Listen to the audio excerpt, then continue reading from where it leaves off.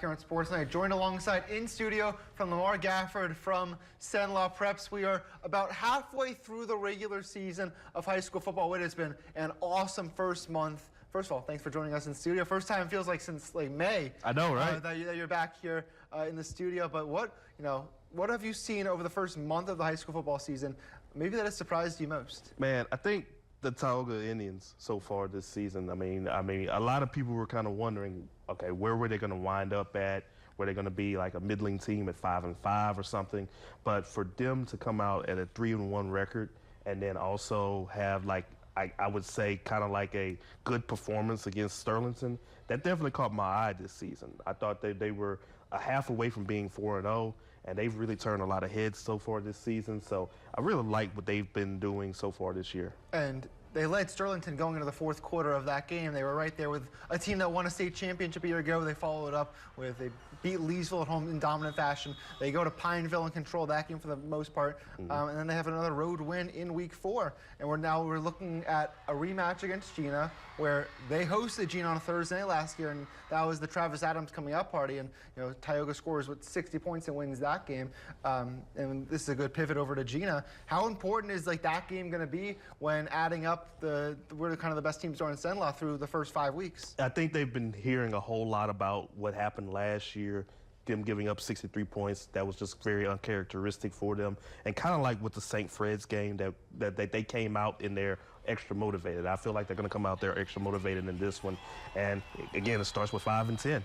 Daniel Hatcher, Cedric Wilson. Those two guys are going to continue to really play off of each other. When one of them has a big game, the other one's not too far off. So I imagine they're both going to use their running game there. I imagine, again, the defense is starting to come along well. And I'm pretty sure that they have that bulletin board material that we're not going to give up 63 points again. If Tioga goes to Gina and wins Friday, how much does it change about your long-term outlook on them? Man, I think it would change mine a lot. Right, a little bit. Yeah, definitely. I feel like that they have a good chance of probably even making a decent run in Division I there, depending on what the draw is. I mean, I could probably see them making it to the playoffs, probably even making it to the second round or anything. Like I said, it depends on the draw and some of those teams there. If they get a bad draw, that might be a tough one. But if they get a good draw, they have a good chance of probably getting to Thanksgiving and everything there. With Gina, I mean, we've seen this team be one of the best in the state, get to the semifinals the last 2 years. They're 4-0 now. They have been absolutely dominant. They just had a huge win on the road against a good Winfield team.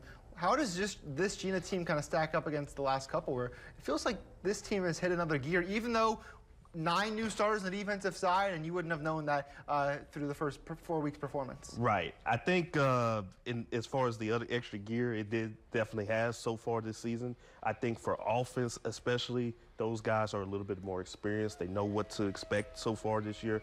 Like we said with Wilson and Hatcher, those two guys now, they know that they're going to be the bell cows there, and they know that they're going to be able to be dependent on there. It's all coming together right now for them to possibly make another run to the semifinals and maybe try to kick the door down and maybe try to get to the Dome. The team that Gina is chasing in the district battle is Bunkie, the team who beat them last year 41-0 on the road. Bunkie's also off to a 4-0 start this year.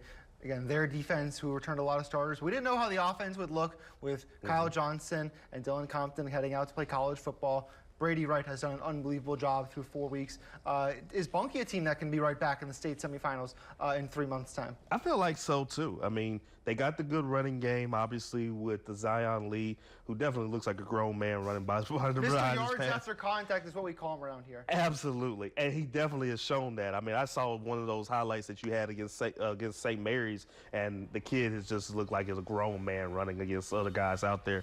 But also, you look at Lucas Mose as a linebacker. The linebacking core is very good for them, and Kane Milligan has really stepped up, and also their quarterback Brady Wright has also stepped up so far. So it looks like that they're giving, you have some new guys stepping up in roles there that's really helping them out, and I imagine they could probably make a decent run too.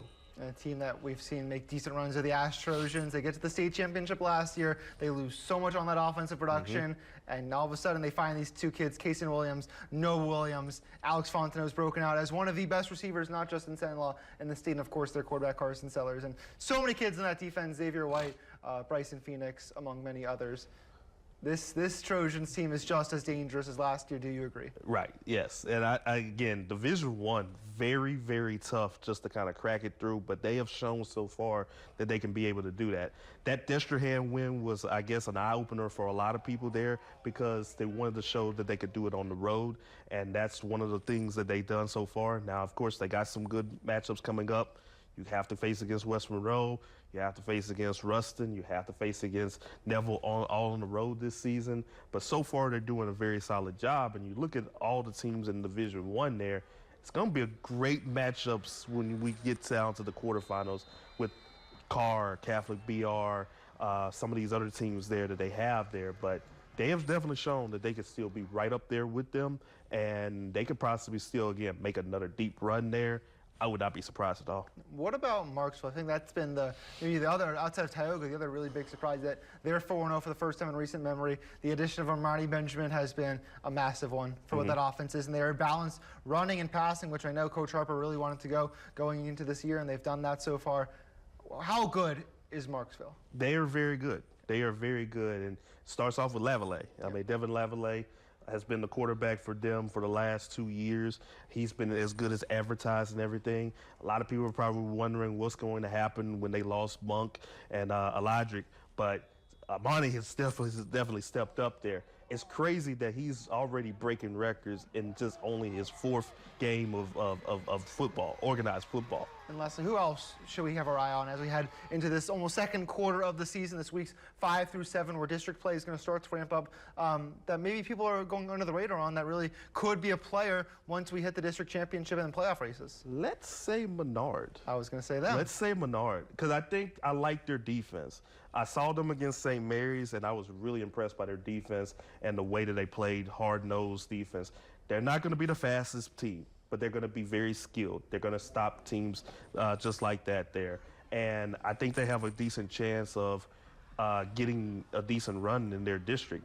I mean, the only team they probably have to worry about really, you got Kinder, you also have a Vols, you also have Oakdale, you have some of those teams there. But I think that they're going to be skilled enough in order to make it a ball game there.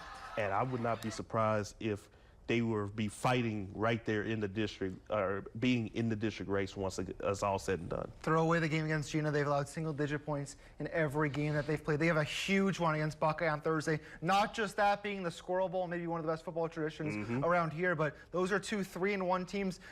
Buckeye beat them basically in the last play of the game last year. I think if Menard gets that win Friday or Thursday, they get to 4-1. I think that you could see them really make a rise in the select rankings towards a deep playoff run. Lamar, appreciate it as always. We'll see you back here very